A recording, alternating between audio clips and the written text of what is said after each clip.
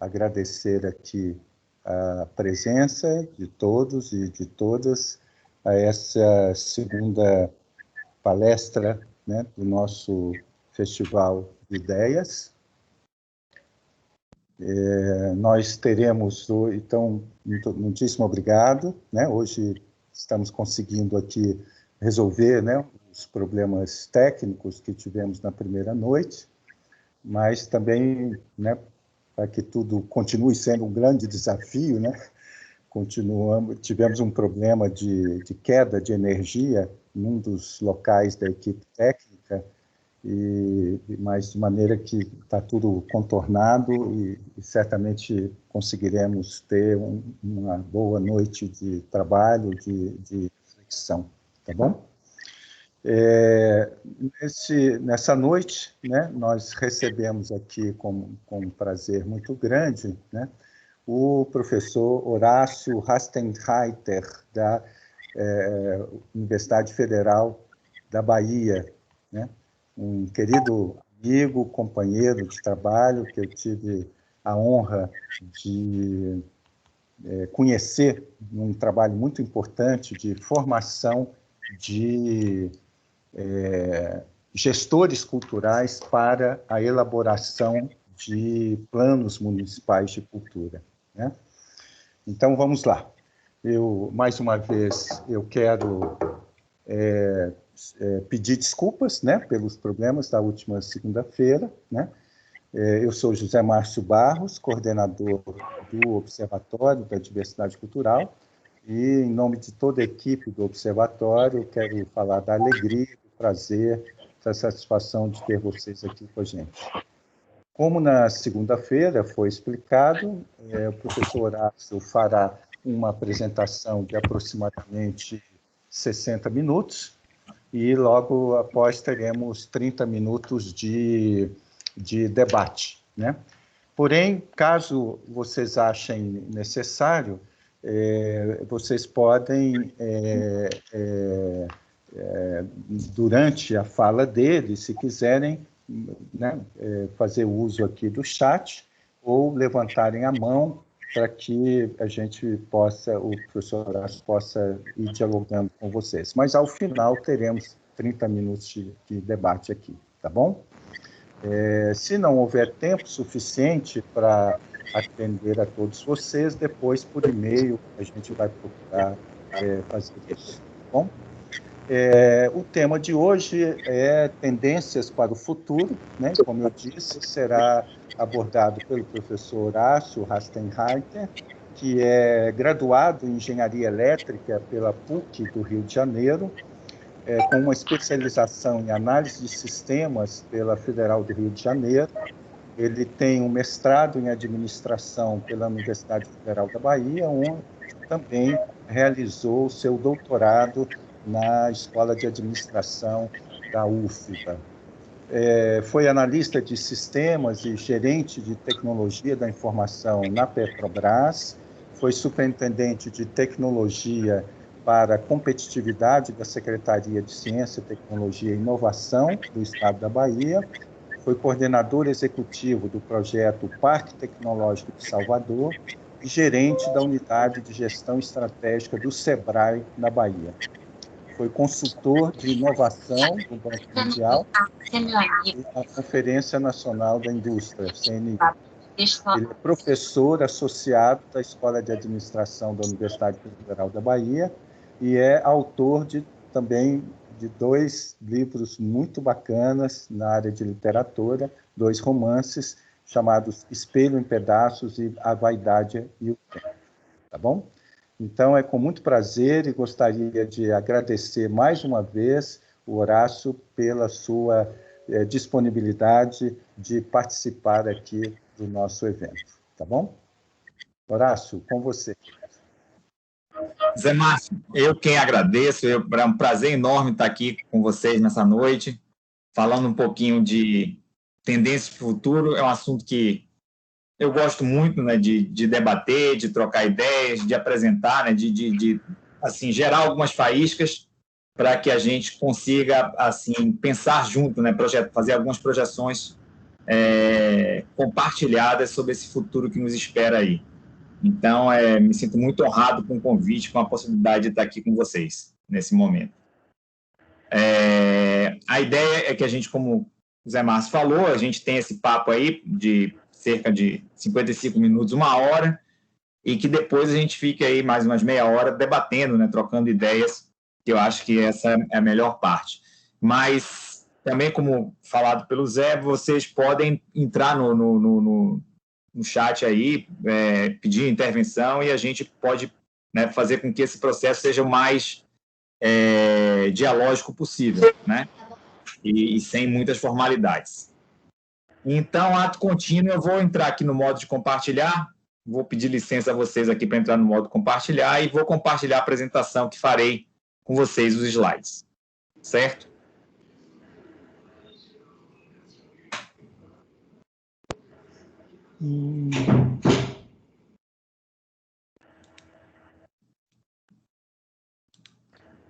Pergunto se está todo mundo vendo. Zé Márcio, está todo mundo vendo aí? Tranquilo? Tá ok. Joia. Okay. Então, pronto. Nessa nossa conversa de hoje, a gente vai falar um pouquinho de tendências para o futuro, né? E eu vou colocar aqui 3 palavras como referência. Então, as tecnologias, vão falar certamente o que as tecnologias vão nos trazer, né, para esse futuro.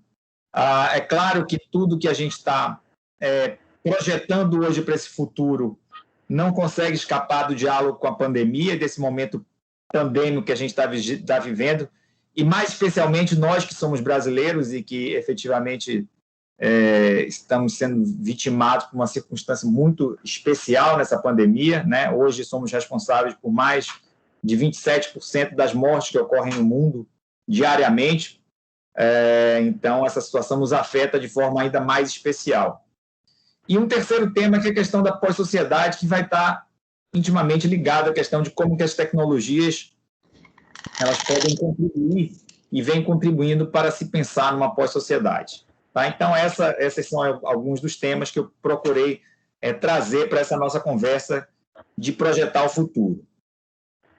Bom, na apresentação eu vou falar um pouquinho dessa dificuldade, ou seja, de quanto é desafiador a gente olhar para frente e enxergar o que vai acontecer, né? Efetivamente não é algo simples, existem muitas pessoas que se aventuram a tentar predizer o que nos espera, mas eu vou tentar trazer assim, algumas questões assim, de contorno que certamente vão ser determinantes para como nós vamos nos organizar, sobretudo como sociedade.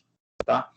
Depois, vou falar um pouquinho sobre tecnologias e pós-sociedade, ou o risco de nos tornarmos vítimas da síndrome de Zeca Pagodinho. Então, falarei depois o que é ser vítima da síndrome de Zeca Pagodinho.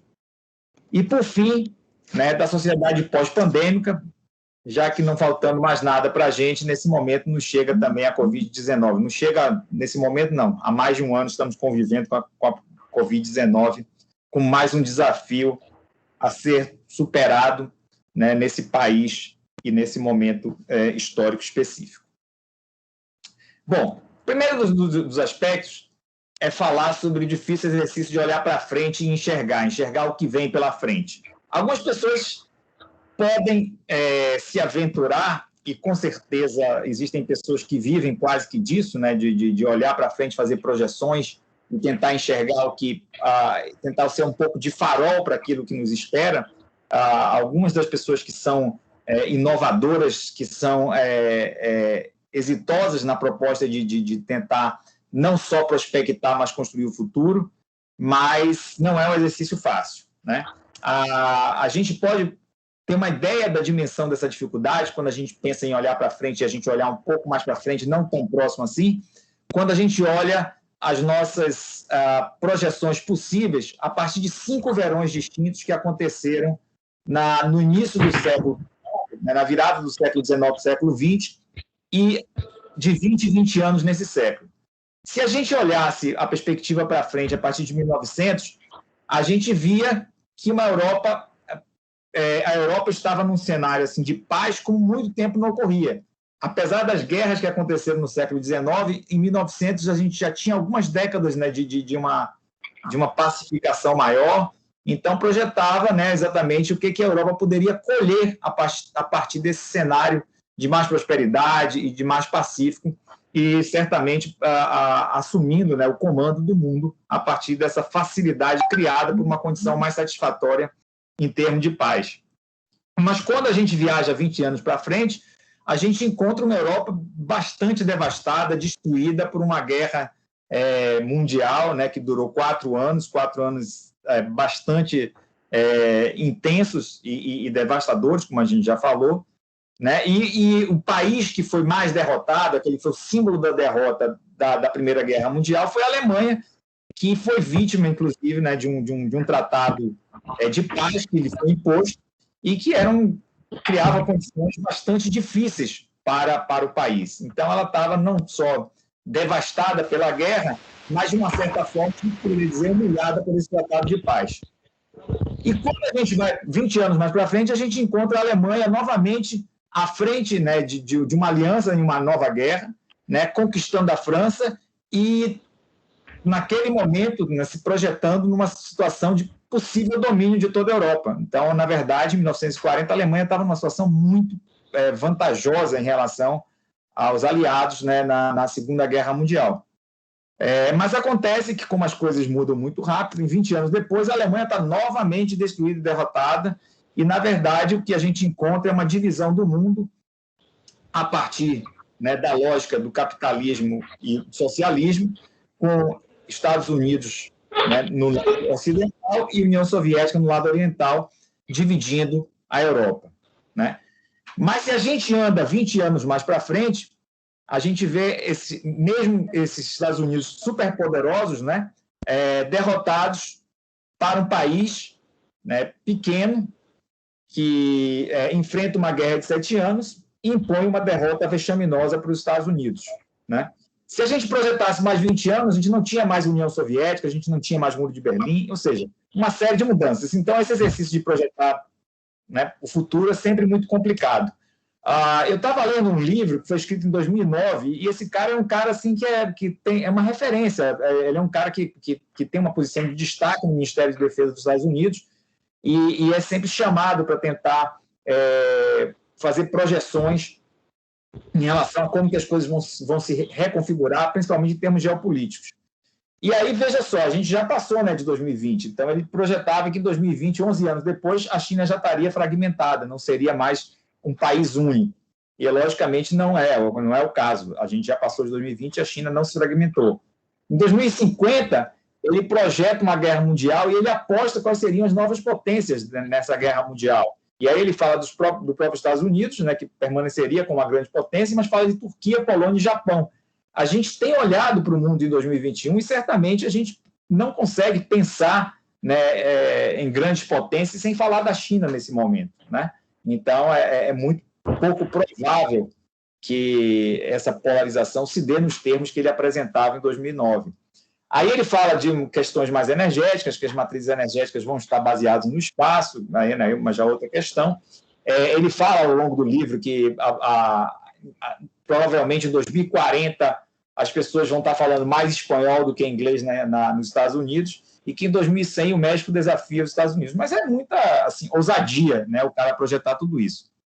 Mas só para me justificar, né, em relação a algumas questões que eu vou trazer, da dificuldade que é quando a gente tenta enxergar um pouco mais à frente.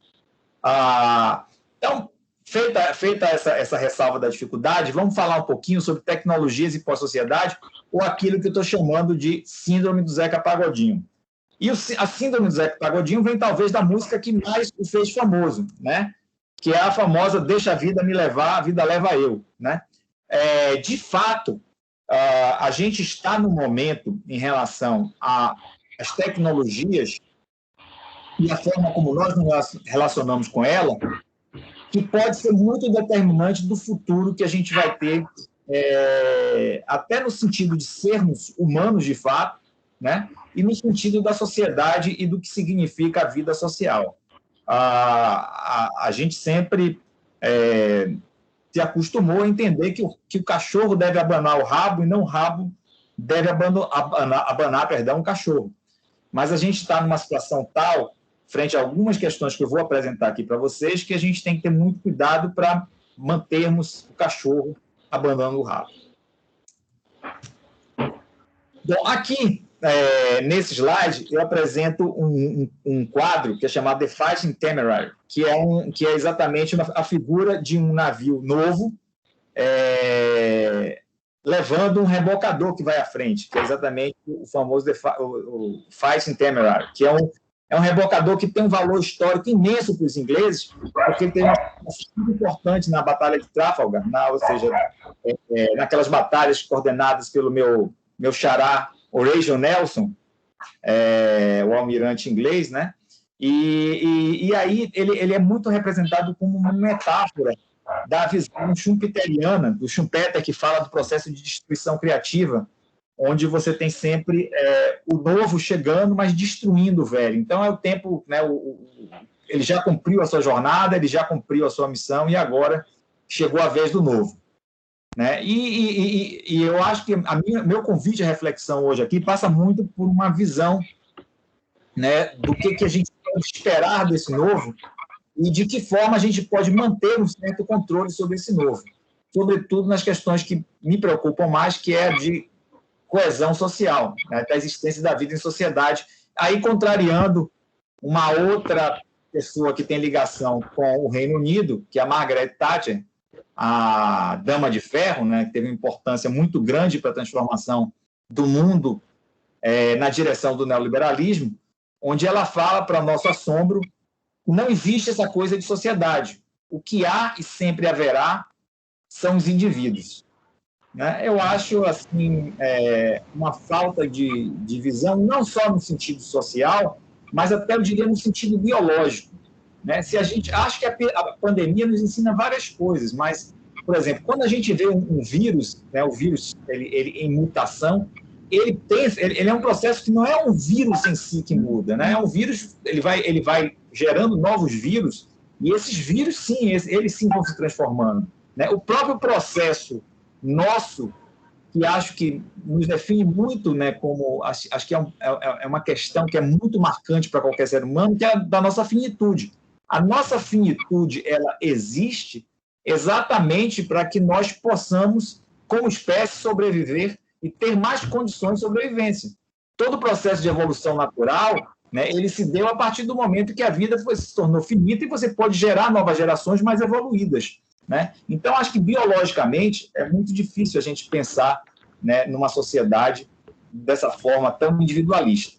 Mas, enfim, é o que a Dama de Ferro apresentou como visão, e acabou sendo muito importante esse tipo de visão, porque eu acho que ela dá um pouco da medida do que é o neoliberalismo nas nossas vidas, né? Esse preceito aqui de que não existe essa coisa de sociedade. Enfim, eu procuro dialogar também aqui um pouco com Harari. Ele fala das 21 lições para o século XXI, e algumas dessas lições que ele traz, né, que ele apresenta. Então, destaco aqui 5 delas. Né? É a questão da preocupação com o trabalho, e como que o trabalho tem um significado atual na nossa vida, e como é que pensar numa vida mais à frente projetada, onde o trabalho pode se tornar uma coisa opcional ou uma coisa mais rara. Né? Então, acho que esse é um aspecto importante. Segundo, a questão do Big Data. A gente sabe que a gente virou uma fábrica de geração de dados, ou seja, cada interação que a gente tem numa rede social gera informação sobre a gente, cada site que a gente visita, cada informação que a gente preenche, cada compra que a gente faz. Então, a gente está em permanente vigília, e acho que a apresentação também vai dialogar um pouco com essa situação de privação da liberdade que pode estar associada a essa vigília excessiva. Um terceiro item que é tratado também por Harari é a questão de nunca subestimar a estupidez humana. Né? A gente conseguiu superar a Guerra Fria sem nunca ter esquentado, né, quando os antagonistas eram a União Soviética e os Estados Unidos, exatamente pela realização de que uma guerra, naqueles termos possíveis, dada a capacidade bélica de cada um, significaria o fim da humanidade. Mas a gente não pode dizer que a estupidez humana não nos levará necessariamente a uma guerra assim apocalíptica, né? Então, a gente vem verificando, não só no Brasil, mas em outros países, que algumas pessoas estão chegando a posições de decisão, né, com visões bastante complicadas para que a gente pense no sentido de preservação da vida humana e no sentido de preservação da sociedade como um todo. Então, é sempre bom olhar com cuidado em relação a considerar que a estupidez humana ela vai ser freada e que, efetivamente, a gente pode se ver livre de uma guerra mais traumática por conta dessa nossa capacidade de destruir o mundo com essa guerra. Outro aspecto também muito mais marcante desse momento atual é a questão das fake news, né? É lógico que eu vou falar aqui, tem um certo juízo de valor, não é uma formação factual absoluta, mas eu diria, isso é uma opinião, que parte da razão pela qual a gente vem sendo governado por quem nos governa atualmente está associado a essa questão da pós-verdade, das fake news, e do papel que elas tiveram em 2018. Tá? E, finalmente, ainda do Harari, a questão educacional, né, nesse momento, ela passa a ter que ser vista de uma forma bastante diferente. A gente, pensando talvez há 40, 50 anos atrás, a gente tinha uma formação, por exemplo, universitária, e nessa formação universitária a gente aprendia boa parte das coisas, dominava as principais ferramentas que nos seriam úteis na nossa vida profissional. Né? O fato é que, aí resgatando a visão schumpeteriana da destruição criativa, né? Ou seja, esses processos destrutivos, mas porém criativos, eles começam a se dar em janelas cada vez mais curtas. E, efetivamente, a geração que hoje está, por exemplo, fazendo um curso superior na área de tecnologia da informação, na área de engenharia, mesmo na área de administração e outras áreas de ciências sociais, elas vão ter que repensar muito esse conteúdo todo que elas estão absorvendo em relação àquilo que vai ser útil para elas profissionalmente mais para frente, porque as coisas vão mudar muito, né? Então, vão mudar várias vezes enquanto elas estiverem no seu período de atividade profissional. Então, esse processo educacional, provavelmente, ele vai ter que se readaptar muito fortemente a esse cenário no qual a mudança é a única constante, né? No sentido de que esse processo educacional se dê muito mais com uma preparação da pessoa para uma compreensão do mundo, das suas inter-relações, do que, efetivamente, no domínio de ferramentas. Eu acho que isso traz uma mudança bastante importante. Bom, em relação a algumas dessas mudanças, vou trazer nos próximos slides alguns exemplos. A gente tem o computador Watson, e é interessante a gente pensar como é que as coisas mudam muito rapidamente. Na década de 50, alguém falou que 5 computadores eram suficientes para atender a demanda computacional do mundo. Esses 5 computadores que existiam na década de 50, eles têm uma capacidade computacional infinitamente inferior à que você tem no seu aparelho celular, se você tem um smartphone, né? Mas, enfim, hoje, quando a gente fala em computador de grande porte aí, ou computador com grande capacidade de processamento, a gente fala de computador que tem uma capacidade de processar algo como mais de 1 milhão de livros em apenas 1 segundo, que tem memória para mais de 200 milhões de páginas, né? Inclusive, essa quantidade que cabe na memória desse computador é suficiente para armazenar todo o conhecimento da Wikipedia, né? Ela pode se tornar uma plataforma para serviços cognitivos para diversos tipos de negócios. E a fama principal que o Watson ganhou foi exatamente a participação num programa de desafios, né, de conhecimento chamado Jeopardy, que ela teve uma participação super exitosa, respondendo a diversos tipos de perguntas nas mais diversas áreas. Então, esse tipo de computador e esse tipo de capacidade, né, de processamento que vai estar cada vez mais à nossa disposição, que concorre fortemente com a nossa capacidade de trabalho que temos ainda hoje. E esse é um dos aspectos que a gente vai discutir, né? Então, quando a gente olhar para frente, eu acho que as questões que a gente vai trazer aqui, elas ensejam sempre essa questão, ou seja, o que nos espera, o que a tecnologia nos traz? nos apresenta um cenário mais utópico ou mais distópico, né? É utopia ou distopia o que a gente tem aí pela frente? Então, vamos analisar alguns aspectos positivos e alguns aspectos negativos do que esse cenário futuro nos traz. Certamente, a gente tem questões muito importantes associadas à tecnologia, né? A gente está podendo, no meio de uma pandemia distante, ter uma palestra onde a gente está debatendo, e eu estou tendo oportunidade, inclusive, eu digo, hoje em dia, tenho tido muito mais oportunidade de interagir do que eu tinha antes, né? Pelo menos profissionalmente, do que eu tinha antes da pandemia. Porque eu posso participar, por exemplo, de um evento aí em Minas Gerais, né? da UENG, do Zé Márcio. E eu tenho um convite para participar de encontros no Rio Grande do Sul, tenho um convite para participar de encontros em Curitiba. Então, isso tem sido uma sistemática cada vez mais presente na minha vida, esse processo de interagir com mais pessoas, isso certamente é muito positivo e certamente é proporcionado por essa tecnologia que faz com que nós nos conectemos com muita facilidade, né? Outros aspectos positivos estão relacionados aqui nesse slide. Quando a gente fala da internet da energia, a gente está falando do melhor aproveitamento energético, né, de uma forma geral, de uma forma mais coletiva, de uma forma mais integrada. A gente pode monitorar aquela energia que vai ser produzida nos próprios domicílios, nas fábricas, nos escritórios, nas fazendas, né, a partir de energia eólica, a partir de energia solar, a partir de biomassa, e podemos associar melhor essa oferta de energia à demanda, inclusive em termos temporais, inclusive em termos das horas do dia, né? A gente fala da internet das coisas. Internet das coisas, acho que a coisa mais simbólica que existe para falar da internet das coisas é a questão da geladeira dizendo o que falta, né? A geladeira nos sinalizando, está na hora de pedir leite, está faltando leite aqui, a quantidade que eu tenho de leite é insuficiente. Você determinar dentro da geladeira quais são os set points e ela ir sinalizando sempre que um determinado produto chegou naquele set point, e aí ela dispara, e muito provavelmente no futuro você não vai precisar nem intervir, ela vai disparar e já vai sair um pedido de compra para um site desse, e você vai simplesmente receber em casa aquilo que sua geladeira pediu e vai arcar com as despesas. A máquina de lavar também, ela vai saber a hora que é mais propícia para ela se ligar.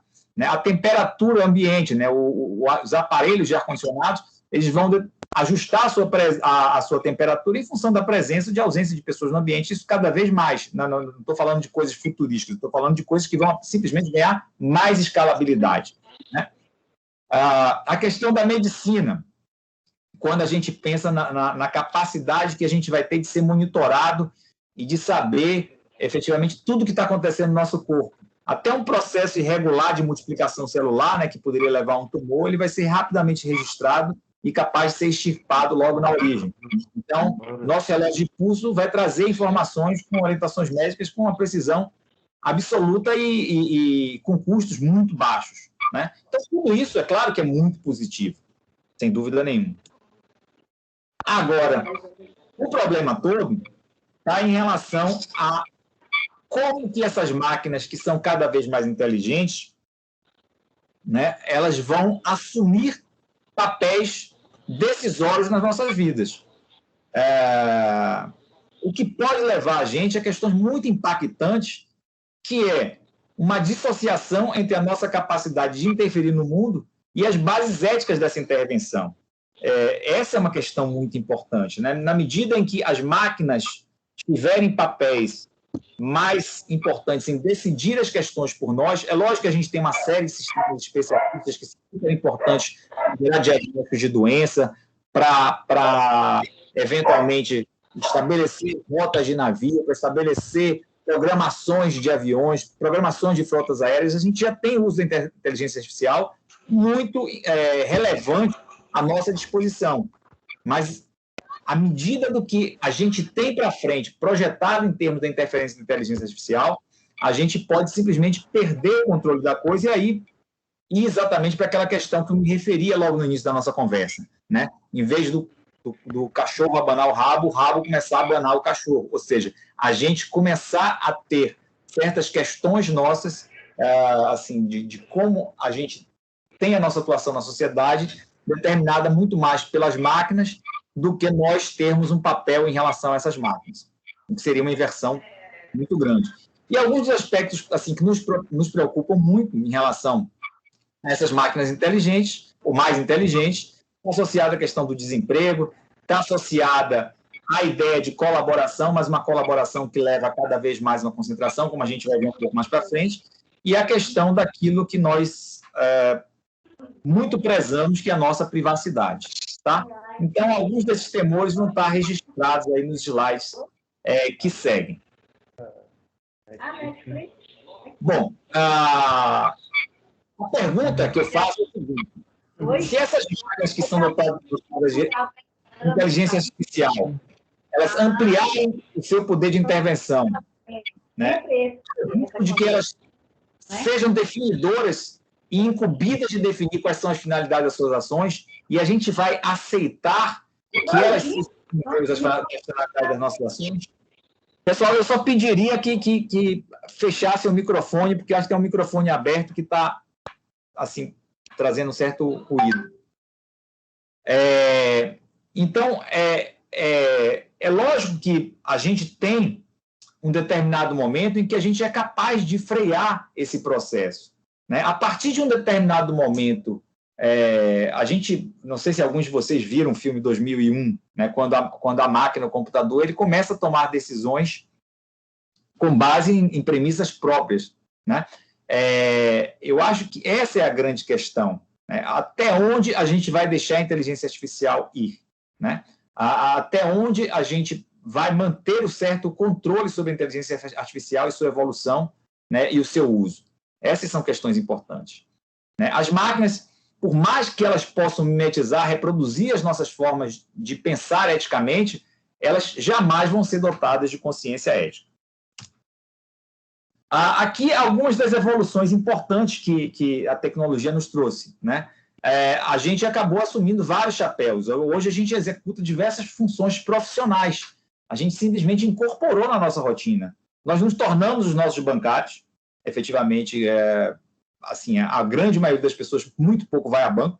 Ela executa todas as funções que o bancário fazia por ela, né? Transferências, pagamento de contas, tudo somos nós que fazemos. Agora nós nos tornamos também os nossos agentes de viagens. Nós emitimos os nossos bilhetes, nós despachamos as nossas malas, tudo que um agente de viagem fazia, nós montamos os nossos roteiros, então a gente tem à nossa disposição, mas também são funções que a gente vai incorporando. É claro que tem impacto em relação, se a gente comparar, por exemplo, um preço de uma passagem aérea hoje, em relação a custar uma passagem aérea há 30 anos atrás, a gente tem ganhos expressivos que até possibilitaram que a gente tivesse mais facilidade de viajar, né? Quem é ou quem será nosso caixa de supermercado? Então, os supermercados estão cada vez mais automatizados também, né? Em vários supermercados pelo país, hoje em dia você já é o seu próprio caixa de supermercado. Você passa, você paga e você não precisa de uma intervenção humana te auxiliando nesse processo. Então, são funções que estão sendo subtraídas, né? E lógico que mais à frente a gente pergunta quem é que vai ser o médico? Esses algoritmos estão cada vez mais precisos em termos de diagnóstico. Quem é que vai ser o seu professor? A gente tem uma quantidade enorme de conteúdo à disposição e você tem uma capacidade muito interessante de estruturar esse conhecimento que está aí disponível, né, de organizar e de customizar ele posteriormente segundo as necessidades de cada um, né? Você vai ter a internet semântica, onde você vai poder dialogar e você ter as respostas. Hoje a gente tem muito assim, dificuldade ainda no Google, né? Várias vezes a gente coloca uma consulta no Google e vem uma resposta que é completamente diferente da que a gente gostaria. Por exemplo, a gente está querendo falar sobre manga fruta e quando coloca manga, vem lá um resultado, por exemplo, que fala de manga de camisa. Estou só colocando como, assim, caricaturando um pouco esse processo. Mas certamente que a facilidade de acessar qualquer tipo de conteúdo, de ter acesso, né, a demonstrações de como utilizar qualquer coisa, de como aprender qualquer coisa, isso vai ser cada vez mais disponível. Então, é claro que o professor vai ter que se reorientar nesse processo também, né? Mas aí pergunta, a escalabilidade do professor vai ser a mesma, né?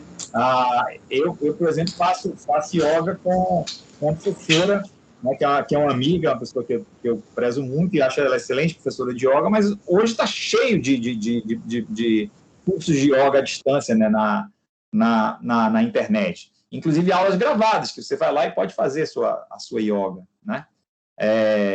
Então, tudo isso gera muito questionamentos. A gente tem uma profissão específica, que é a profissão de dirigir algum meio de transporte, né? Basicamente, 110 a 120 milhões de pessoas vivem de uma profissão que significa dirigir alguma coisa. E aí eu estou falando de ônibus, de táxis, Ubers, navios, aviões, trens, metrôs, etc. Quantas dessas pessoas ainda estarão nessa profissão daqui a 10, 15 anos, à medida que a gente tiver os carros autodirigíveis, que a gente tiver os ônibus autodirigíveis, que a gente tiver, efetivamente, cada vez menos necessidade de intervenção humana nesses processos. Então, o desemprego certamente é um aspecto bastante crítico quando a gente olha mais à frente, né? Avanço da computação, ela já atinge esses trabalhos mais qualificados. Então, a gente pensa na parte de direito, as máquinas mais eficientes, elas já ajudam a criar jurisprudência para determinados casos, pesquisando julgamentos passados, né, e artigos que podem ser usados na argumentação de um caso específico. Então, todo o processo que a gente tem, às vezes, que demanda uma equipe de advocacia, hoje pode ser reduzida simplesmente a uma pessoa que está juntando e organizando essas informações que já vêm, de uma certa forma, mastigadas, né? Nessa área de radiologia, por exemplo, né, você tem hoje algoritmos muito precisos para interpretar e muitas vezes com diagnósticos mais qualificados e corretos e precisos do que aqueles feitos por seres humanos, né, por médicos. Bom, até a profissão mais antiga do mundo, né, se preconiza que seja, digamos, prejudicada pela robotização, né? Então, Ian Pearson, esse cara que é um consultor na área de tecnologia, ele diz que, no futuro próximo, transar com robôs vai ser tão frequente quanto transar com humanos, popularizando a robofilia, né? Isso parece um tanto quanto distópico demais, mas está aí. Aí, quando você fala de compensações, porque, assim, o discurso é sempre que, naturalmente, nesse processo de destruição criativa, a gente tem a destruição, por exemplo, dos postos de trabalho antigos, mas a gente tem a criação de novos postos de trabalho. E aí, quando você olha e projeta mais à frente, assim, quais são os postos de trabalho que vão ser criados, aí você vê a relação. Coloquei aqui nove possibilidades, só para vocês terem uma ideia de que tipo de emprego que eles estão falando. Então, diretor de filmes de realidade virtual, planejador de velhice, né? Pensando que a gente vai ter uma vida muito mais longa e que vai ter possivelmente um grande período de aposentadoria, como é que as pessoas vão ser orientadas a usar melhor esse tempo de velhice. O nostalgista, né? Que vai trazer exatamente essa capacidade de olhar para o passado e tentar incorporar aquele passado na nossa vida. A parte do organizador de dados, a gente vai ter tantos dados, tantas informações, que talvez a gente precise de algumas pessoas que nos ajudem a organizar um pouco melhor esses dados, né? O consultor genético, a gente tem tanta possibilidade de manipular os nossos genes, que de repente a gente vai precisar de um consultor genético. Só que quando a gente olha para essas profissões, talvez o que nos chame a atenção também é a escalabilidade dessas funções. A gente não está falando em nada que possa substituir, por exemplo, esses 100 milhões de empregos que estão associados a dirigir alguma coisa. Então, são empregos que você tem uma demanda mais esporádica, mais refinada, né? Não me parece que as pessoas vão ter empregos em larga escala como diretor de filmes de realidade virtual. Não me parece que a gente vai ter, por exemplo, psicólogos de robô. Psicólogo de robô é um nome que brinca um pouco com essa função de psicólogo, porque, na verdade, é um programador que vai ter capacidade exatamente de interpretar como é que o robô está desenvolvendo as suas lógicas no uso da inteligência artificial e procurando, de alguma forma, corrigir ou intervir em lógicas que sejam desinteressantes, né? O fato é que, em termos de escalabilidade, a coisa é bastante diferente. Bom, a questão da cooperação social.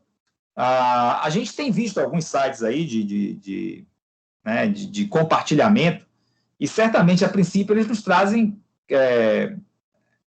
resultados bastante interessantes, né? Depois do Airbnb, a gente certamente começou a pagar mais barato por hospedagens em alguns dos locais, né? Quando a gente pensa no Uber, certamente que a gente paga um valor mais baixo do que a gente pagava nas corridas de táxi. Então, muita gente comemora o fato de termos, né, um Uber à nossa disposição hoje em dia, né? Por que eu vou comprar um jornal se eu posso ler notícias de graça? Né? A questão que se coloca aí, as questões que se colocam aqui, né, o que pode ter de errado nesse processo como um todo? A questão que se coloca é o modelo concentrador. Pense no Uber, por exemplo. Pense numa corrida que custou R$50. Desses R$50, 12,50 vão para o Uber, né? Só que numa corrida que custa R$50, se você colocar de uma forma precisa quanto que você gasta de depreciação do carro, quanto que você gasta de gasolina, né? Quanto que você gasta de impostos associados, quanto você gasta... Ou seja, se você for ver quanto é que custa efetivamente 1 quilômetro rodado para o motorista de Uber, você vai ver que desses 50, muito provavelmente, R$30 são custos. E o que ele tem de líquido, o que ele teria de líquido seria R$20, e nesses R$20, 12,50 vão para o Uber e 7,50 vão para ele. Ou seja, do efetivo resultado que você tem, 62,5% vai para o Uber e 37,5% vai para o motorista que está lá. É um modelo extremamente concentrador. Ou seja, uma empresa ela fica com 62,5% dos resultados de todos os motoristas de Uber que tem por aí, né? Então, esse processo de cooperação, na verdade, quando a gente entende cooperação social, a gente pensa num processo exatamente onde a socialização ela tem um lugar de destaque, o ganho da sociedade como um todo tem um lugar de destaque, mas, sob o ponto de vista econômico, é extremamente concentrador, que chega a ser uma coisa bastante incoerente, né? E que nos incomoda bastante, né? A gente tem assim algumas das atividades, elas têm digamos, uma vocação para o pequeno. Então, é a chance que aquelas pessoas que não têm, digamos, bens de capital, né, ou bens de capital mais caros, elas conseguirem ter uma renda para si. Mas, hoje em dia, mesmo essas pessoas, elas acabam tendo dependência de uma grande empresa por conta de um software, né, como é o caso do Uber, como é o caso, né, a gente está vendo aí também o iFood, agora na pandemia, então, que a gente está vendo motoqueiro para tudo quanto é lado, mas os motoqueiros, boa parte do que eles ganham, né, na verdade, ou daquilo que a gente paga de tarifa de entrega, eles vão para essas empresas que são intermediárias, né? Então, mesmo naquilo que seria algo voltado para o pequeno, a gente tem um processo muito concentrador, né? Então, Slick é um crítico desse processo, ele mostra que, sistematicamente, essa economia, né, que poderia ser vista como virtuosa, porque ela é baseada na cooperação, ela se converte exatamente no seu contrário. Em vez de dividir os espaços com outros não usados, os proprietários, aqui eu estou falando especificamente do caso dos imóveis, eles vendem seus imóveis a companhias interessadas em explorar a locação, gerando um modelo cada vez mais concentrador. E aí o do Uber fala exatamente do exemplo que eu usei para vocês ainda há pouco, né? A questão da privacidade, ela pode ser cada vez mais excessiva, né?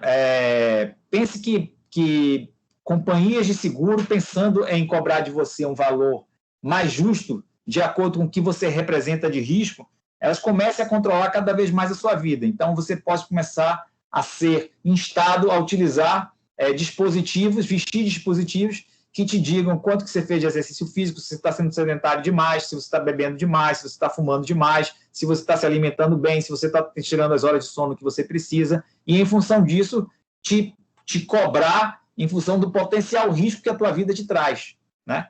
Então, a gente, efetivamente, todos nós, hoje em dia, somos surpreendidos quando conversamos com alguém do nosso lado sobre alguma coisa e, rapidamente, os algoritmos que nos circundam, né, eles traduzem aquela conversa em uma oferta na próxima vez que você entra na internet. Na próxima vez que você entra na internet, você já está com uma oferta daquilo. Conversei sobre viajar para Maceió.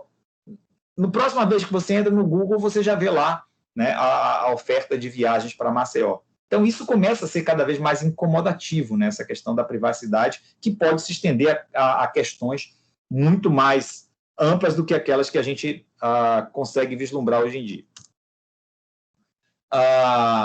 Então, na verdade, a gente nunca teve tantas condições tecnológicas para que melhorássemos a nossa saúde, para que possamos prolongar a nossa expectativa de vida, para que a gente possa desenvolver trabalhos que nos recompensam pessoalmente, que a gente possa desenvolver a cooperação social e ampliar a nossa soberania sobre as nossas vidas e nossas decisões.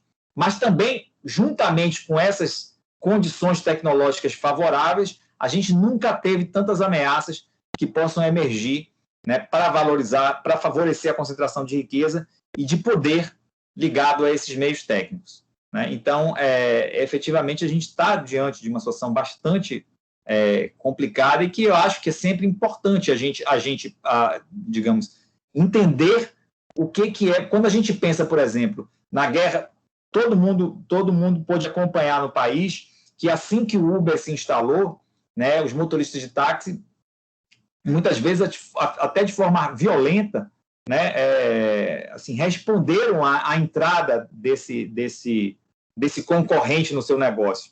Efetivamente, se você conversar com qualquer motorista de táxi, mesmo antes da pandemia, muito possivelmente nenhum deles, ou muito pouco deles, conseguem ter uma renda superior a 40% que eles recebiam, digamos, há 15 anos atrás, quando você não tinha... Estou falando em valores atualizados, né?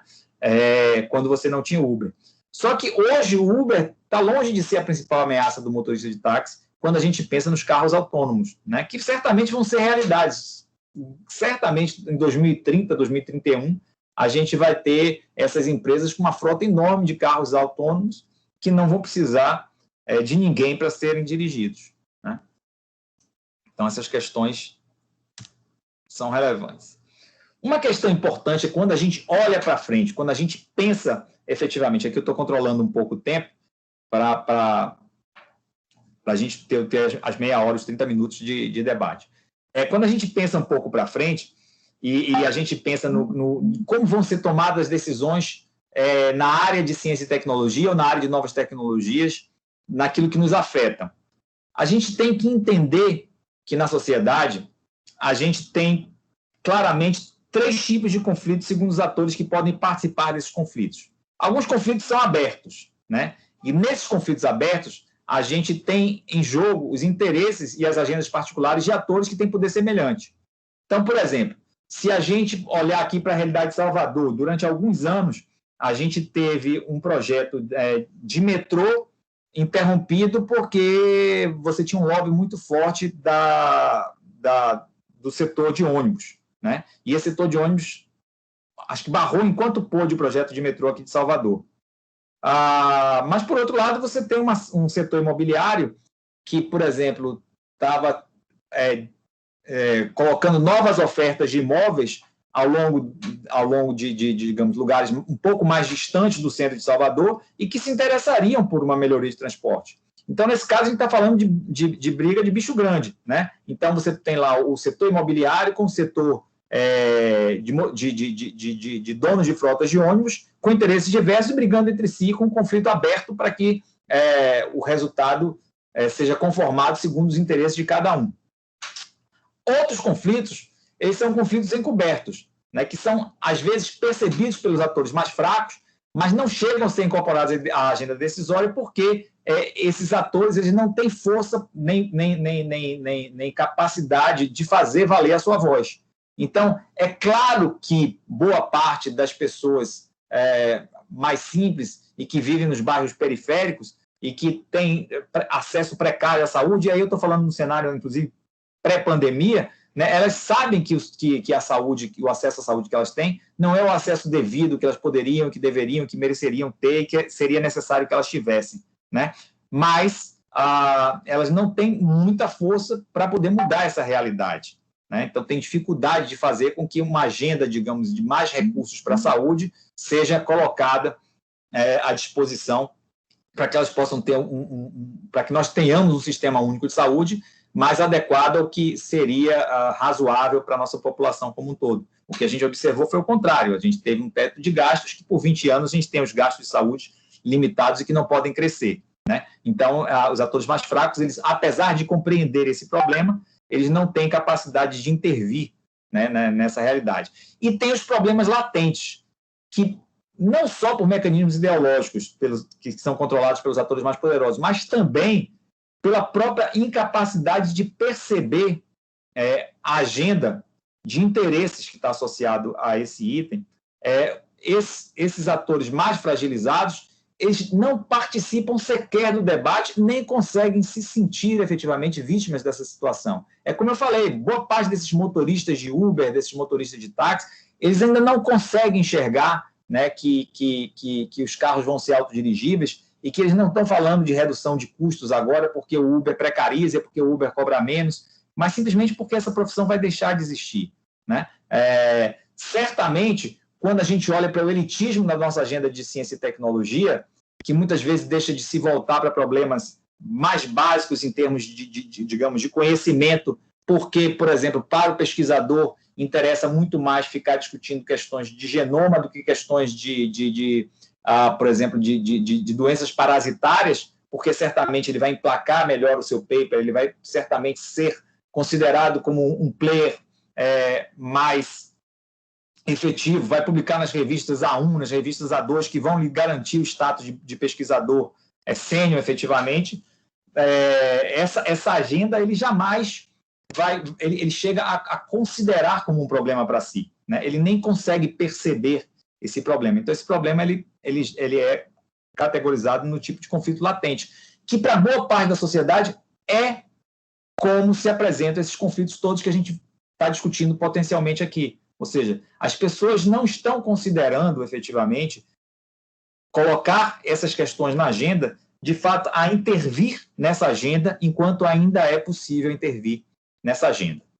Esse é um dos grandes problemas.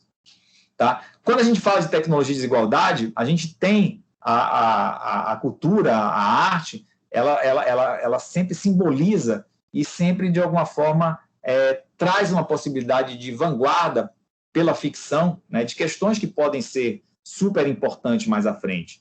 Né? Então, por exemplo, o filme Elysium, ele mostra exatamente, não sei se muitos de vocês viram, mas é um filme que tem até a participação do nosso Wagner Moura. Ele é um coiote, ele é uma pessoa que leva pessoas aqui da Terra para essa estação chamada Elysium, onde eles têm uma máquina que cura qualquer doença. Mas essa máquina só está acessível para um número muito pouco de pessoas. Né? Aí a gente pensa na desigualdade que a gente vive, pense em quanto cresceria esse nível de desigualdade se nós tivéssemos uma máquina capaz de desequilibrar a expectativa de vida, não somente em 10, 20 anos, como a gente tem hoje em dia, né? Se a gente olhar para a população mais pobre, a população mais rica, a gente vai olhar que a expectativa de vida aqui no Brasil dos mais pobres é de 60 e poucos anos, e dos mais ricos, de 70 e tantos anos, 80 anos, mas a gente está falando de 10, 20 anos, mas que a gente pode estar falando de 50 anos, 70 anos ou mais, em função, né, da classe social que você pertence.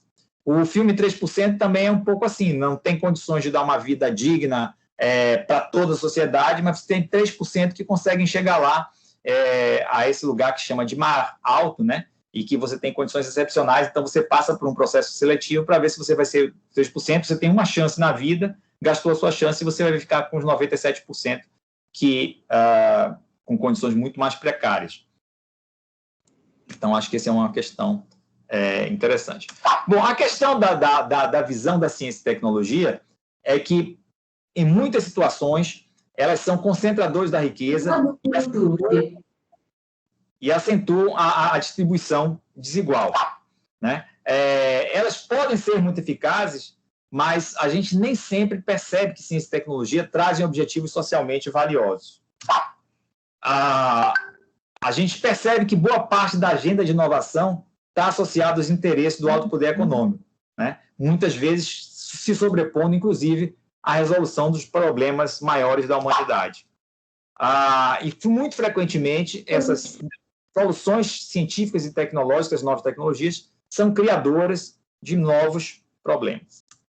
Tá? Uma questão super importante, por que a gente está discutindo isso aqui? Por que a gente precisa entender, por que nessa visão de futuro é importante para a gente entender o futuro da ciência e tecnologia?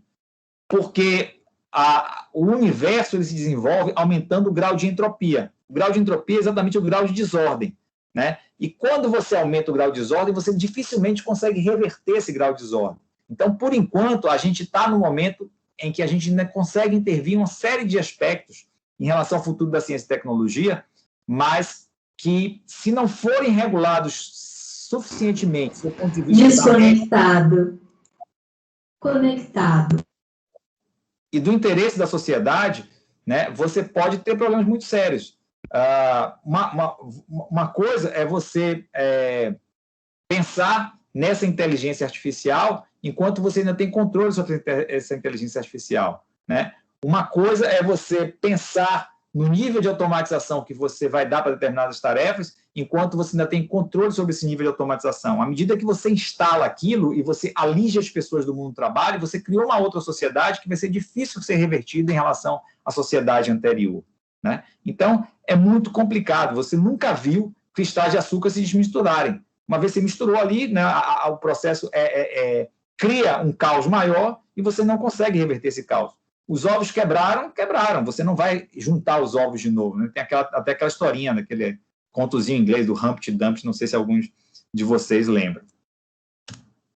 Bom, aqui eu vou passar bem batido, porque eu acho que eu estou um pouco atrasado, mas claramente você tem algumas questões que, quando a gente olha para frente, a gente está pensando mais em 10, 20, 30, 40 anos à frente, a gente vai ter questões muito significativas que devem ser olhadas com muito cuidado, né? A gente tem a medicina genômica hoje em dia, onde a gente consegue perceber por determinados genes quais são as doenças que aquela pessoa, que aquele indivíduo tem mais chance de ter, né? Mas quando a gente olha mais para frente, a gente pode ter terapia genética. Simplesmente você vai lá e conserta esse gene no sentido de evitar que aquela doença se manifeste, né? Então, há poucos anos antes da pandemia, as revistas semanais estavam estampando na capa questões como expectativa de vida de 100 anos, de 120 anos, e até de uma imortalidade. Você não morreria de morte morrida, você só morreria de morte matada. Como é que essa situação aqui, ela se reflete, por exemplo, na questão, né, do impacto da morte precoce? A gente entende a nossa finitude. Então, a perda de pessoas, de entes queridos, é lógico que ela é muito doída, mas ela tem um sentido para a gente quando a gente entende que a vida é finita. Qual o sentido que ela passaria a ter com a vida infinita, com a vida onde você não tem imortalidade por causas naturais, né? Como é que fica essa questão de população mundial em relação à superpopulação se as pessoas passarem a ter vidas muito longas? Como é que a gente vai pensar no processo de ter novas gerações? Como é que vai ficar a pirâmide populacional? Então, são questões bastante importantes, né? Quando a gente pensa na nanotecnologia, eu acho que aí a gente tem um aspecto muito chave, porque eu acho que essa reflexão traz um aspecto definidor do tipo de sociedade que a gente vai ter, né? Hoje em dia, a nanotecnologia está sendo pensada aqui para que a gente coloque alguns nanorobôs no nosso corpo, que eles monitorem a gente o tempo todo e que naquele relógio de pulso que a gente falava ainda há pouco, você tem informação sobre os principais problemas que você pode vir a ter. Até um processo de desorganização na reprodução celular, que pode ser indicativo de um tumor começando, tá? Então, são essas nanomáquinas no nosso corpo. Muito possivelmente, né, o pessoal que projeta, né, o futuro, eles imaginam que a gente vai ter uma capacidade de programar grãos formados de cargas elétricas, e que aí a gente pode fazer com que os objetos comecem a mudar de forma. E esses objetos, começando a mudar de forma, isso seja só simplesmente um primeiro passo para que a gente tenha nanorobôs que criem exatamente a possibilidade de você fazer o que quiser. Ou seja, você tem uma série de partículas, e essa série de partículas pode virar uma cadeira, pode virar uma mesa, pode virar, né, um computador, pode virar uma televisão, pode virar o que quer que a gente queira. E, nesse sentido, a gente passaria a ter uma sociedade super diferente, porque com acesso ao replicador, a gente poderia ter qualquer tipo de coisa. E aí eu acho que vem a questão mais importante, né? Como é que a gente pode pensar no impacto de um replicador num sistema social nosso, que é essencialmente capitalista, que é fundamentado principalmente na escassez, né? Na verdade, tudo que a gente pensa como sociedade a gente trabalha porque a gente precisa ter acesso àquilo que é escasso, àquilo que falta. Se tudo fosse disponível para a gente, como é que a gente pensaria em trabalhar? Muitos, certamente, teriam uma vida produtiva associada a interesses mais pessoais, a gostos pessoais, mas, efetivamente, o que determina o nosso funcionamento enquanto sociedade é muito associado à questão da escassez. Como é que é reorganizar uma sociedade onde a gente não vai ter a escassez como característica dominante, né? Então, são aspectos super importantes aí, tá? Estou passando aqui um pouco mais rápido, porque eu gostaria muito de falar sobre esses últimos slides aqui.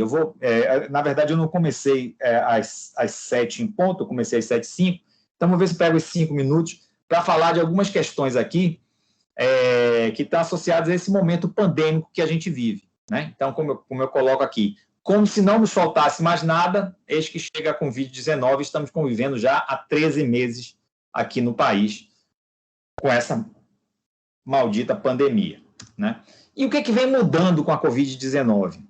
Aí a gente vai falar das mudanças a partir de 5 aspectos diferentes. Primeiro, as mudanças políticas, né? E depois, 4 tipos de mudanças que estão associadas aqui na forma como eu apresento a aceleração desse mundo virtual, a aceleração da virtualidade, que são as mudanças sociais, educacionais, na economia e a questão das novas pandemias. Bom, nas mudanças políticas, eu venho participando, juntamente com pesquisadores, colegas da UFBA, colegas da Federal do Triângulo Mineiro, da Federal de Viçosa e da Universidade de Brasília, né, no Observatório da Sociedade Pós-Pandêmica, onde a gente procura captar um pouco como é que a pandemia está mexendo com a visão das pessoas em relação a essas diversas questões. Engraçado que a gente fez uma pesquisa longitudinal, onde a gente viu em 2 momentos as expectativas de mudanças das pessoas. Logo no início da pandemia, se entendia que a pandemia iria gerar uma guinada mais para valores de esquerda, porque as pessoas compreenderiam, né, o processo de interdependência social que caracteriza uma pandemia, ou seja, eu não dependo só de mim, né? Eu dependo de todo um comportamento de toda a sociedade. O risco que eu corro como indivíduo, ela não está baseada somente no meu comportamento, mas no comportamento de todos. Por mais que eu me preserve, à medida que a pandemia ganha a escala que ela tem hoje em dia, onde você tem 90 mil pessoas contaminadas por dia, até as questões mais básicas, que são de você pegar uma comida, né, de um entregador, né, de delivery, a questão de você ter um contato mínimo social com alguém, ela passa a ser um procedimento de muito mais risco por conta da extensão da pandemia. Então, essa interdependência levaria a um reconhecimento de que nós precisaríamos de valores mais adequados a uma visão de uma sociedade onde as pessoas tivessem direitos mais compartilhados, onde tivesse efetivamente, digamos, até pela dependência que a gente percebeu aqui, que se a gente não tivesse, por exemplo, um sistema único de saúde, a gente estava absolutamente ferrado, né? Esses números que a gente tem hoje em dia, que nos colocam numa posição bastante ruim, mas nos colocam numa posição que é pior do que a maioria dos países. Hoje, possivelmente, a gente está em 14º ou 15º em termos de taxa de óbitos per capita. Mas, certamente, estaríamos numa situação muitíssimo pior se não tivéssemos o SUS. E que as pessoas realizariam isso. Mas, quando passa 7 meses e a gente faz a segunda pesquisa, as pessoas ficam desapontadas porque essa guinada para valores mais solidários ela não é percebida, né? E se a gente olhar para eles são mais do que imaginávamos. Efetivamente, a gente viu as pesquisas, por exemplo, e aí também eu falo um pouco de juízo de valor, né? Das pesquisas de aprovação ao presidente, elas ficaram muito altas até outubro. Elas só começaram a cair de outubro para cá, né? Chegou a ter 39% de aprovação em outubro, com já a pandemia completamente fora de gestão e depois de dezenas de declarações, né? Ao meu ver, aí é lógico que é opinativo, absurdo, né? Mas ainda assim, eles que são os apoiadores eram muito mais do que nós imaginávamos. Mas ainda há muito pela frente aí, né? Então, as mudanças políticas, talvez elas não sejam tão expressivas do que a gente imaginava, ou não sejam, assim, a pandemia não foi suficiente para causar a indignação que a sociedade, ou parte, pelo menos, da sociedade imaginava a princípio, né? A questão das mudanças sociais, é claro que para uma determinada parcela da sociedade, há essa compreensão de que as políticas públicas são muito importantes, né, e que elas devem ser conduzidas por autoridades que sejam competentes para que elas possam ser implementadas e que elas exijam do agente público, né, um comprometimento com a coisa pública, né? Isso é, de alguma forma, apresentado, talvez muito como desejo, né? Essa compreensão desse papel. A pesquisa que a gente fez, a gente teve uma quantidade de respostas muito altas, mais de 2.000 pessoas responderam, mas ela era meio enviesada no sentido de que eram pessoas com nível educacional mais elevado do que a representatividade da sociedade brasileira como um todo. A gente entende que, possivelmente, passar por uma pandemia, passar por esse tempo de privação, pode levar a uma visão mais clara do que realmente importa. E, nesse sentido da gente compreender o que realmente importa, uma visão minimalista pode começar a ganhar mais força, né? Mas já há uma certa desilusão, acho que a segunda pesquisa traz uma certa desilusão em relação ao fortalecimento desse sentido de interdependência, dessa compreensão muito ampla de que nós somos interdependentes, né? Então, muito frequentemente, a gente observa que quem ajuda, quem se dispõe, quem se resguarda, quem se preocupa com o outro, são aqueles que sempre o fizeram. Eu assisti um vídeo que, para mim, foi um dos mais absurdos que eu vi, onde britânicos comemoravam na praça o fato deles serem 99%, ou seja, os 99% que permaneciam vivos e não 1% que eles imaginavam que faleceriam, né? Então, assim dizendo, nós podemos nos aglomerar, nós podemos nos encontrar, nós podemos fazer o que quisermos, porque nós somos os 99%. A questão das mudanças educacionais. Aqui alguns números da educação na pandemia, né? 138 países com instituições educacionais fechadas, quase 1,4 bilhões, quase 1 bilhão e 400 milhões de estudantes fora da escola, ou seja, 3 em cada 4 crianças, 75% das crianças e jovens do mundo, 60,2 milhões de professores fora da sala de aula, né? Então, é claro que a gente está observando a reinvenção das aulas presenciais em aulas não presenciais. É claro que, se a gente olha para a educação, a gente percebe claramente que a gente tinha uma certa dívida em relação à atualização do processo educacional. Talvez uma das coisas mais parecidas com o século XIX e XVIII seja uma sala de aula. Eu estou falando isso antes da pandemia e antes da virtualização do ensino, né? Acho que uma pessoa que chegasse teletransportada de 200 anos antes, ela não se sentiria tão desconfortável na sala de aula, ela se ambientaria rapidamente. A única coisa que ela acharia de interessante é que, em vez do cuspe-giz, agora o professor usa cuspe e PowerPoint. Mas, de resto, não seriam tão grandes as diferenças. Então, é claro que essa tecnologia ela tinha que ser melhor aproveitada, ela tinha que ser melhor utilizada como ferramenta incorporada ao processo de ensino, né, e educação, mas é lógico que a questão social ela não perde o seu valor e a sua necessidade.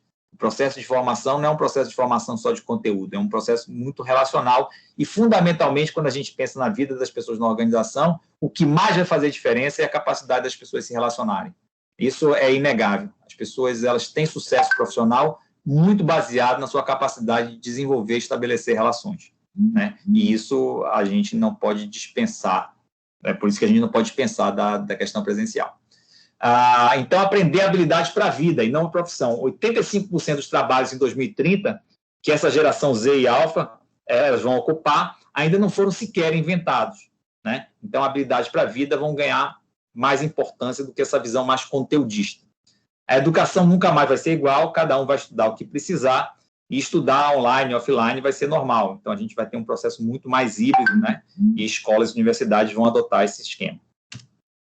Há mudanças na economia, há algumas questões mais pontuais, a maioria dos escritórios certamente vão fechar, graças às tecnologias disruptivas, o teletrabalho vai ser cada vez mais realidade. Se a gente pensar naqueles que têm espaço físico para ofertar, para alugar, certamente os imóveis associados a escritórios eles vão desvalorizar muito significativamente. A cada dia nós vamos ter mais assistentes digitais para trabalhar de forma eficiente. E a produtividade não vai mais estar associada simplesmente a um chefe que vai te ver e que vai te acompanhar, assim, grudado em ti, mas fundamentalmente a partir de plataformas, onde você vai ter indicadores, né, e esses indicadores vão ser permanentemente monitorados e até de uma forma automática, e você vai poder mensurar os resultados que você está entregando, né? As grandes corporações, as corporações que a gente tinha, elas vão ser lembradas como os enormes mamutes de 1980 e 2020 em extinção. Certamente a gente vai ter muita reformulação em relação às grandes corporações e a forma como acontece o trabalho nesse tipo de organização. Em relação ao consumo de cultura, né, certamente a gente também vai ter mudanças muito significativas. A gente está vendo o sucesso dos streams, né, durante essa pandemia, quantas pessoas estão fazendo maratonas de séries aí, mas eu acho que isso pode trazer algumas mudanças importantes que vão se estender após o período pandêmico. É claro que quando a gente tiver autorização, por exemplo, para sentar numa sala de cinema, nós que curtimos cinema vamos ficar maravilhados, mas de uma forma geral, aquilo que é repetitivo vai se tornar progressivamente mais virtual, a gente vai funcionar mais em regime de assinaturas, o que envolve questões ligadas à arte, a cinemas e entretenimento, né? Então, muitas das estruturas físicas que a gente tem hoje em dia, elas vão ser profundamente alteradas, mas a gente tem que pensar um pouco, acho que um aspecto que não pode ser desprezado, é como que a gente funciona socialmente para a fruição cultural, né? Quando a gente está ouvindo filme, quanto que importa para a gente ouvir a risada de outro e rir coletivamente? Quando a gente está escutando um show, quanto que importa você ver várias pessoas pulando junto e criando aquele espetáculo bonito que não se dá simplesmente no palco, mas se dá também na plateia? Então, eu acho que essas questões não podem ser colocadas de lado e menosprezadas. E aí, finalmente, a gente está vivendo essa pandemia terrível, mas a gente não está, digamos, indo na raiz das causas, né? E aí, Vecina Neto, ele diz que haverá outros vírus ou micro-organismos tentando colonizar o homem, nos usando como reservatório e produzindo doença. Tá? Esses vírus e outros micro-organismos que estão aí na natureza, na verdade, estão sendo impelidos a chegar cada vez mais próximo de nós, a ocupar o nosso espaço, né? E é o que a gente tem verificado com a gripe aviária, suína e outros, e a gente não sabe mais o que vem pela frente. Tá? Então, me perdoem aqui porque me estendi um pouco demais, muito agradecido aí pela atenção de vocês, e aí estou aberto agora a gente trocar alguma ideia aí. Tá? Acho que essa é a intenção maior. Deixa eu voltar aqui para...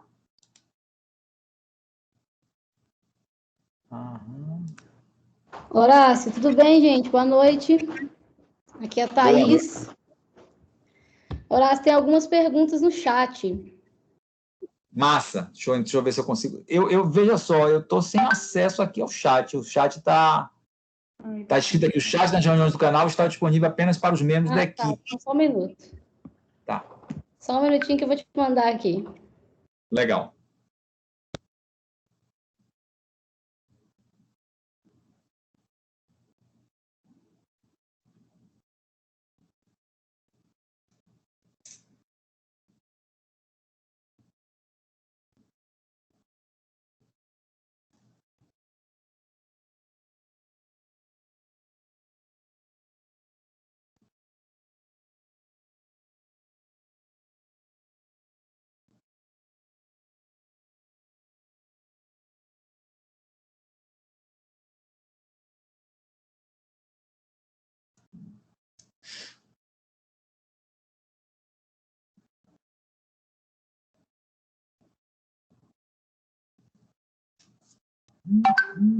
Horácio, eu te mandei aí no WhatsApp.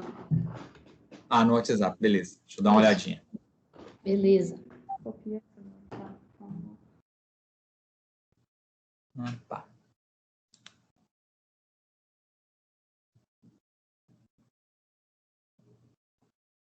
Bom, não recebi aqui, não. WhatsApp... tá. Desculpa. Vendo aqui, tá. Como fugir do capital? Mesmo no universo robotizado, o capital ditará o caminho. Deixa eu ver se tem alguma outra questão. Na pandemia, para comprar um ingresso, por que comprar um ingresso e posso assistir uma live de um espetáculo, um show de graça? Tá, então tá, vamos começar a responder. Vou dialogar aqui com cada pergunta, né? Então, a questão de fugir do capital, mesmo no universo robotizado, o capital ditará... Talvez eu tiraria o mesmo nessa questão, né? No universo robotizado, talvez o capital passe a ditar ainda mais o caminho, né? Quem é que está por detrás nesse processo de robotização, de automação? É o que a gente percebe no processo de concentração que a gente vive. Eu acho que na verdade, aquela autofagia que Marx falava do capitalismo, eu acho que ela está se verificando de uma forma muito clara. Alguns setores, a gente tem vivenciado muito aquela questão do vencedor leva tudo, né? Pense nas farmácias. A Drogazil, a Drogaria São Paulo, que acho que estão muito presentes aqui em Salvador e certamente devem estar muito presentes aí em Belo Horizonte e em outros locais, independente de onde vocês estejam, elas têm um processo muito predador, elas se colocam exatamente do lado dos das outras farmácias para exatamente criar uma concorrência devastadora e fechar e ficar cada vez mais sozinho no mercado. Vai ver quanto é que está gradualmente a participação dessas farmácias no market share de farmácias e quantas farmácias locais quebraram nesses últimos anos no Brasil todo. Livrarias, várias cidades, vários estados tinham suas próprias livrarias, teve um modelo concentrador, praticamente a Saraiva e a Cultura passaram a ter, sei lá, 80%, 85% do market share, e hoje em dia, mesmo elas estão com dificuldade enorme de sobrevivência. A Saraiva fechou não sei quantas lojas pelo país, né? E a Amazon, praticamente, ela tá vendendo livro porque, assim, se colocou e vai ser o grande fornecedor de livros para o mundo todo. Então, o processo é cada vez mais concentrador e isso vai se dar também não só no processo de automação na área de serviço, na área de automação industrial, mas nesse processo também de robotização, né? O capital vai continuar ditando o caminho. Fugir do capital nesse processo é bastante complicado, a não ser... E aí eu resgato um pouco aquela nossa conversa dos tipos de conflitos, né? Que eu falei de abertos, encobertos e latentes. A população, que vai ser a grande vítima desse processo concentrador, ela não tem a menor noção disso, ela está vivendo problemas muito mais graves e agudos agora, que tornam esse problema, né, um problema assim, muito distante delas, essa transformação que o mundo passa para um mundo cada vez mais concentrado, mais automatizado, né, mais robotizado, isso passa distante da preocupação dela frente a essa série de problemas que ela tem que enfrentar hoje. Eu não estou falando nem do cenário pandêmico, porque aí a sobrevivência passa a ter um lugar de destaque. A sobrevivência não só no sentido de não morrer da pandemia, mas na sobrevivência até econômica mesmo, face às enormes necessidades sociais que a gente tem observado e crescentes, né, que certamente assim vão ser mitigadas um pouquinho com esse novo auxílio emergencial, mas que no segundo semestre vão ser bem agudos, né? A segunda questão, da pandemia, por que comprar ingresso se possa assistir uma live de um espetáculo, um show de graça? Aí acho que a pergunta vai exatamente ao encontro daquela minha questão, do usufruir a cultura, né? O que eu tenho no show? Não é simplesmente ouvir a música do seu, porque aí, assim, a qualidade em geral da voz do seu cantor preferido, da tua banda preferida, ela é muito melhor no estúdio do que no ao vivo, né? Com todos os recursos tecnológicos que estão ali por detrás. O que você tem lá é uma experiência completamente diferenciada, que não é o show provocado pela sua banda, mas é o show provocado pela interação da tua banda com a plateia. E como que a plateia se manifesta. Não sei se alguns de vocês viram o filme Bohemian Rhapsody, que exatamente fala, o cara está falando do espetáculo que foi cantar Love of My Life no Rock in Rio, né? E ver aquela plateia de 300 mil pessoas, sei lá, 250 mil pessoas não nativas na língua inglesa, cantando a música de começo até o fim conjuntamente, criando um coro absolutamente admirável. Então, para você que está fazendo parte daquele coro, é uma experiência completamente diferente. Eu não vejo que isso seja muito concorrencial, não. Eu acho que assim, eu sinto muito falta dos shows ao vivo nesse momento e certamente não vou cogitar. É lógico que a gente tem um processo evolutivo. Cada vez mais a tecnologia vai nos aproximar dessa experiência do ao vivo, né? A gente vai ter o processo de virtualização, né, de a gente estar lá com o nosso avatar. Então, tem várias questões que a gente ainda não sabe. Mas hoje, com o que a gente tem, eu acho que uma experiência de um show ao vivo é inigualável. No universo onde todos começam do mesmo ponto de partida, podemos, de fato, começar a pensar mais num país como o Brasil, onde mais de 80% da população é excluída do universo digital e virtual. Como fazer com os analfabetos? Muito bom. Eu acho que essa é uma das medidas de exclusão cada vez mais claras.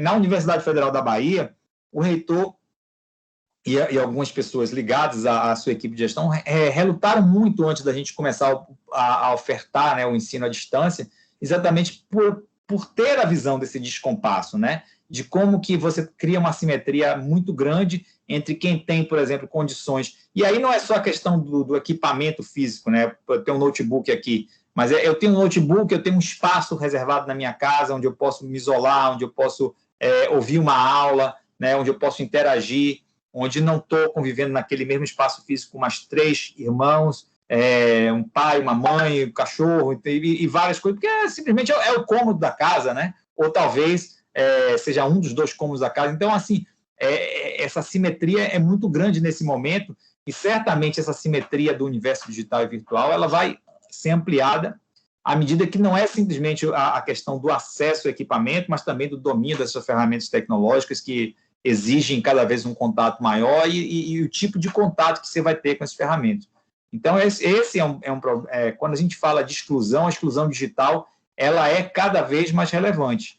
Eu acho que quando a gente pensa no processo educacional, não importa o fim da pandemia, mas a educação híbrida, ela certamente vai ser cada vez mais necessária. E aí você vai criar uma simetria cada vez maior entre aqueles que estão inclusos e exclusos digitalmente. Eu acho que isso é inevitável. E acho que eu penso muito que assim, um Ministério da Educação funcional, um Ministério da Ciência e Tecnologia funcional, deveriam estar aqui pensando de manhã, de tarde, de noite, como é que a gente vai fazer para que o nosso país não seja um país de excluídos digitais, né? Eu acho que isso está muito associado à nossa competitividade futura, sem dúvida nenhuma. A outra pergunta aqui, por que até que a inteligência artificial, de fato, tome conta da cadeia da existência humana, vai ser difícil não pensarmos em horta comunitária como qualidade de vida? Estou sendo romântica? Não, eu acho que o que a gente tem, assim, se colocando como... Eu acho que a gente vai ter um grupo de românticos, sim, né? O problema é você ter a horta comunitária como um valor, né? Como algo assim, que seja desejado com escalabilidade, né? E não por românticos que são exceção.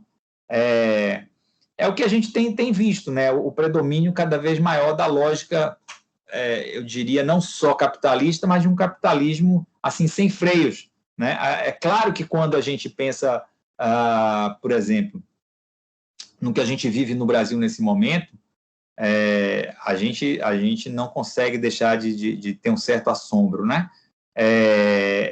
Aquela lógica, por exemplo, do agronegócio, e a gente de 2019 para cá, se eu não me engano, a gente já tem 300 fertilizantes novos que a gente consome, 300 venenos novos que a gente passou a conviver, né? A gente tem esse processo assim, de liberar mais áreas para o agronegócio, né, em detrimento da conservação da Amazônia, e não só da Amazônia, mas de diversas outras regiões. Então, eu acho que juntamente com isso tudo, talvez, além das tecnologias, a gente tem um problema como sociedade aqui no Brasil, que eu venho discutindo com algumas pessoas, que é a questão do curto-prazismo. O curto-prazismo é um grande inimigo da nossa sociedade. Eduardo Janetti escreveu um livro chamado O Valor da Manhã. E nesse O Valor da Manhã, ele acaba confrontando várias questões com as questões dos juros. O que são os juros? Os juros eles acontecem na seguinte forma: eu abro mão, né, de ter um consumo imediato com a minha grana, aplico essa grana e no futuro eu vou ter, não no sentido atual que a gente tem uns juros negativos, de fato, os juros reais são negativos, mas é um momento específico. Mas estou falando via de regra com os juros como ele é. Ele é uma compensação por você abrir mão do ganho imediato ou do usufruto imediato da tua grana, para que você tenha uma grana maior no futuro. Então, se eu tenho hoje, digamos, uma grana para comprar um carro de 30 mil reais, eu boto esse dinheiro hoje em dia na poupança, todas essas questões hoje em dia ficam um pouco sem sentido, porque a gente está num momento de juros negativos. Mas no normal, né? Eu pego esse dinheiro, boto numa aplicação e eu vou ter dinheiro para comprar um carro que hoje valeria 40 mil. Então, eu deixo de usufruir desse carro por um ano e meio, mas daqui a um ano e meio eu posso ter um carro melhor. Então, eu abro mão do meu prazer do presente para que eu tenha um prazer maior no futuro, né? Mas se a gente começar, por exemplo, com crianças, se você perguntar para ela, você quer um chocolate hoje ou você quer 5 chocolates domingo? Ela muito provavelmente vai querer responder de pronto que é o chocolate hoje. O chocolate está à mão ali, ele pode comer agora, ele vai ter prazer naquele momento. No domingo, não, aí ele já esqueceu disso tudo, já vai estar chorando na tua frente, dizendo, porra, e aqueles 5 chocolates que você me prometeu? Não, você abriu mão, mas aí já era, né? Então, eu acho que é um pouco isso que a gente tem como sociedade, essa visão muito assim, como se a gente não tivesse amanhã. Então, eu abro mão, né, da preservação ambiental, porque isso daqui é algo que vai se reverter para o futuro, para outras gerações, não é algo imediato. No imediato, aqui vale mais esse ganho que eu vou ter com o agronegócio. Né? É a questão que a gente pode estar falando, usando muito, muito bem como exemplo, que é a questão, por exemplo, do lockdown. As pessoas estão brigando aí, discutindo uma questão que não faz o menor sentido. Se o mais importante é o lockdown, não é a economia.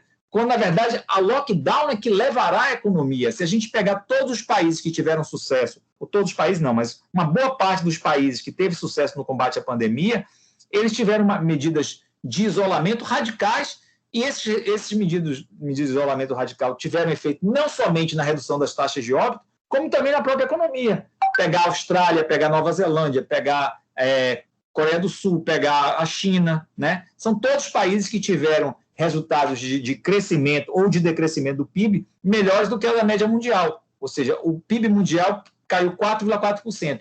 Todos esses países tiveram resultados superiores a esse, com taxas de óbitos muito, muito reduzidas. Porque quando você faz um lockdown de fato, em vez de você ficar enfrentando a situação, né? Vamos fazer um lockdown aqui, aí as pessoas fecham as lojas, mas as pessoas continuam fazendo encontros dentro dos bairros, continuam a desenvolver diversas das suas atividades que desenvolviam, porque você tem um discurso que leva as pessoas a negar a importância do isolamento e do distanciamento social. Então, as pessoas não se comprometem efetivamente com o lockdown. Né? Aí você olha para a onda brasileira, a primeira onda brasileira durou 180 dias. Se você tiver um processo efetivo de lockdown, você observa que nesses países que foram mais radicais, essa onda durou 45, 60 dias, né? No máximo 70, 75 dias. Então, a gente tem um processo de alongamento exatamente porque a gente não consegue chegar e dizer, olha, eu vou abrir mão do meu faturamento de hoje, e eu estou falando aí no discurso empresarial, e eu não estou minimizando a situação dos empresários, não, que eu imagino que deve ser muito punk você ter efetivamente folha de pagamento por aí, você ter que fazer o seu negócio funcionar, e você vê o seu negócio fechado. Não estou, de maneira nenhuma, minimizando isso. Mas o fato é que, muito provavelmente, se ele ficar com o negócio dele verdadeiramente fechado durante 2 meses, e ele aderir ao discurso de que o lockdown é importante, porque claro que o governo tem lá as suas idiosincrasias, mas muita da defesa do governo, por exemplo, para o fim do isolamento, de não defesa do lockdown, é por conta de pressão empresarial. Né? Então, esse discurso leva a uma situação que é o pior dos mundos. Os empresários eles têm o ônus porque veem os seus negócios fechados, mas não têm o bônus porque não tem a redução significativa nas taxas de contaminação, a tal ponto que eles possam funcionar de um modo mais normal depois. Né? Claramente, é muito melhor, por exemplo, para um restaurante, ele ficar 2 meses fechado e passar 4 meses funcionando com 80% das vagas, do que ele passar os 6 meses com 40% das vagas. Né? É claro que ele vai faturar muito mais na primeira maneira, mas é o curto prazismo, eu acho que é imperativo. Tá? Deixa eu ver, tem outras questões aqui, me alonguei demais nessa conversa aqui.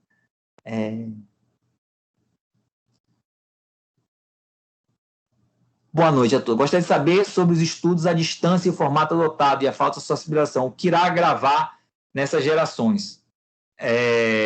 Tá, são 8h30. Quantos minutos mais eu posso ficar? Mais uns 10 minutinhos, Horácio. Pronto. Então, beleza. Então, vou ficar até 8h40. Até 8h40 a gente encerra. Maravilha, que aí eu posso correr um pouco menos. Então, eu acho que essa questão da sociabilização é absolutamente fundamental. Eu penso assim na minha formação de nível superior e até nas relações que eu tenho hoje em dia com essas pessoas que formaram comigo, né? Elas foram muito importantes na minha vida como um todo, assim, e até mesmo em termos de oportunidades profissionais e de contatos, né? Eu acho que a gente monta a rede de relacionamento, a gente aprende muito uns com os outros, assim, achar que tudo vai ser transferido para essa forma de conteúdo, não dá. Agora, eu penso, assim, que, por exemplo, a gente tem uma carga horária de aulas, pegar um curso normal aqui no Brasil, e eu sou professor da escola de administração, então eu vou usar a escola de administração como referência. Um aluno tem, normalmente, uma carga horária de 24 horas, 25 horas de aulas semanais num semestre, né? Se a gente olhar, por exemplo, para cursos superiores mais avançados, se você pegar uma escola de administração nos Estados Unidos, os caras têm mais ou menos 12, 14 horas de sala de aula e tem umas 10, 12 horas de atividades que são exatamente aplicação desse conteúdo que ele absorve. Né? No México, um colega meu visitou uma universidade onde eles passavam um semestre tendo carga teórica e um semestre simplesmente de aplicação. Então, a universidade tem parceria com diversas empresas, com diversas organizações, e essas organizações têm meio que um banco de problemas e questões, e esses alunos passam, então, o segundo semestre, né, a resolver esses problemas interagindo diretamente com essas instituições. Então, eu acho que boa parte também do processo de interação vai estar se dando no sentido de que você forme grupos, que esses grupos vão se debruçar conjuntamente sobre esses problemas, que eles vão interagir, fazer esses trabalhos mais em grupos. Eu acho, agora, o que a gente percebe, por exemplo, é uma lógica que é muito difícil de fugir, e qualquer um que é aluno vê que a gente, como professor, encomenda trabalhos em grupo, mas a gente não tem como resposta trabalhos em grupo. A gente tem, na verdade, uma série de trabalhos individuais fragmentados. Muitas vezes a gente vê aquele jogral, né, onde as pessoas vão lá, cada uma apresenta a sua parte, cada uma fala da sua parte, você dificilmente percebe aquele fio condutor que faz com que aquele trabalho tenha um sentido de integração, e isso é muita dificuldade. A gente não tem conseguido, por exemplo, na parte do ensino, estimular suficientemente essa noção de networking, essa noção de rede, essa noção de articulação, que eu acho que é uma das competências mais relevantes que você pode desenvolver para o mundo do trabalho. Né? Eu volto a afirmar aquilo que eu falei durante a minha apresentação. As pessoas, em termos de capacidade profissional, elas são muito diferenciadas em termos da sua capacidade de se relacionar, a sua capacidade de interagir, a sua capacidade de conectar outras pessoas, a sua capacidade de corretar informações. Muitas vezes, em algumas organizações, a pessoa mais importante não é aquela pessoa que sabe todas as informações, mas é aquela pessoa que sabe, que conhece, quem conhece cada uma das informações. Então, ela é capaz de recorrer às pessoas certas, de articular as pessoas certas, né? de comprometer e envolver as pessoas certas. Então, eu acho que é inevitável. Assim, não dá para pensar que um curso EAD, puramente EAD, ele vai cumprir os requisitos que são necessários para uma formação ampla e abrangente para o mundo profissional. Ainda que o mundo profissional também se virtualize mais, você tem que ter a habilidade de conectar pessoas, de estar interagindo com pessoas, e eu acho que esse, digamos, o grande significado do ensino presencial. Agora, o ensino presencial, ele tem que valorizar esse processo de integração de pessoas também, né? Porque as salas de aulas, como elas funcionam muito como hubs. Você tem um professor e o professor está ali passando conhecimento, interage com A, depois interage com B, depois interage com C. Eu acho que cada vez mais o ensino, na sua parte presencial, tem que valorizar não simplesmente uma atuação em hub, com o professor exercendo essa função, mas uma atuação efetivamente em rede, que gere uma maior articulação, né, não só nos ambientes de sala de aula, mas também nessas atividades complementares que vão ser cada vez mais essenciais e relevantes. Deixa eu ver se tem mais alguma questão aqui.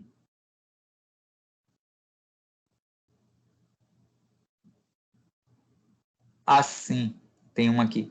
Vivemos em um mundo interativo ao extremo. Como isso afetará a cultura? Teremos arte feita ao gosto do cliente, filmes em que escolhemos o final, obras que poderemos mudar suas cores e estruturas com toque, e como isso mudará a relação artista-espectador? Eu acho que sim, eu acho que cada vez mais, né, você vai ter essas diversas possibilidades. Eu acho que brincar com essa questão da customização vai ser um exercício cada vez mais frequente. A gente já teve, né, experiência, por exemplo, na televisão, na TV Globo, passava aquele Você Decide, né, onde você tinha 2 finais e a maioria decidia qual era o final, mas eu acho que a coisa pode evoluir exatamente isso, à medida que você tem a interação com esse conteúdo, não a partir de uma TV aberta que está lá disponível para 60 milhões de pessoas, 50 milhões de pessoas consumirem aquele conteúdo de forma simultânea. Quando a gente pensa na lógica do streaming, você pode responder um quiz e eles vão ver o seu perfil e eles vão te indicar qual é o perfil de final de filme ou qual o perfil de encaminhamento do filme que melhor se adequa a você, né? Eu acho que isso vai acontecer sim. Cada vez mais o produto cultural ele vai ser customizado ao gosto do cliente, como você fala aqui. Eu não estou vendo mais nenhuma, não sei se eu pulei alguma aqui. Algumas das questões. Não sei se alguém teria mais uma nova questão aí. Não, foram só essas mesmo, Horácio. Eu vou... Pode encerrar. Legal. Bom, então, me perdoem se foi muito conteúdo em tão pouco espaço de tempo, mas eu quis passar uma visão mais abrangente possível, como eu falei, com aqueles 3 temas, né? Falar um pouquinho, né, da tecnologia, da pós-sociedade, mas também falar um pouquinho da pandemia, não deixar de falar da pandemia nesse momento que a gente está vivendo, de como é que essa pandemia vai nos afetar nos próximos anos. Acho que realmente, em termos da questão do virtual, ela vai trazer, vai influenciar muito, né? Esse processo foi muito acelerado por conta das necessidades trazidas pelo distanciamento e isolamento social, e várias das digamos, inovações e possibilidades e recursos tecnológicos que ela nos trouxe vão ser incorporados à nossa vida de fato. Tá? Então, foi um prazer enorme poder estar conversando com vocês um pouco sobre tendências para o futuro. Eu deixei o meu e-mail lá no último slide, eu não sei se esses slides vão ser compartilhados, da minha parte eles são completamente passíveis de serem compartilhados. Deixa eu ver aqui se eu posso colocar, eu não posso colocar aqui no chat, mas vou repetir aqui, o meu e-mail é hnhfilho@gmail.com. Então, quem quiser mandar um e-mail pedindo algum material, alguma referência, ou alguma questão que não foi possível responder hoje, estou à disposição. Além disso, queria fazer um rápido convite a vocês. Eu tive uma experiência muito interessante com o meu primeiro livro, chamado Espelho em Pedaços. Eu montei um projeto chamado Juntando os Pedaços do Espelho, onde eu tive a oportunidade de gravar todo o conteúdo do meu livro em áudio, né? Então, estão podcasts disponíveis tanto no RSS quanto no Spotify. Tem umas quizzes também lá, e eu vou começar no dia 22 um projeto, né, aí, de ter semanalmente encontros onde a gente vai escutar um capítulo do livro e vai estar podendo discutir questões correlatas ao que acontece naquele capítulo. E aí, nessas questões, a gente vai poder falar um pouco sobre cinema, porque o personagem principal do livro é um cara que é louco por cinema, falar sobre literatura, falar sobre questões existenciais, filosóficas, né, sobre tecnologia, mas também falar sobre Salvador, né, e enfim, diversos aspectos aí. Então, eu vou mandar esse link, né, para vocês, e a gente vai ter isso para o Instagram. Quem puder acompanhar depois, acho que vai ser legal, e é um momento também da gente interagir e continuar a conversar aí. Então, agradeço novamente a Thaís, né, pelo apoio. A gente agradece, Horácio. Foi incrível a palestra. Thaís, só um minutinho. Querido, é só para me despedir de você, dizer que está bombando aqui de elogios à sua palestra. Muitíssimo obrigado, né? Eu só queria lembrar as pessoas também a atividade, né, de desdobramento que está lá na apostila, né?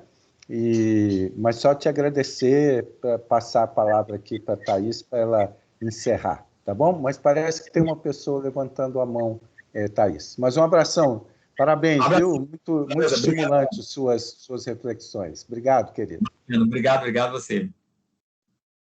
Horácio, eles estão perguntando o nome do livro. Então, o nome do livro, o primeiro é Espelho em Pedaços, né? Então, é esse que está gravado em podcast. Se alguém tiver algum interesse, pode me mandar o e-mail. Vou repetir de novo, hnhfilho@gmail.com. Eu passo para ele aqui no chat e vou passar lá no grupo também do WhatsApp.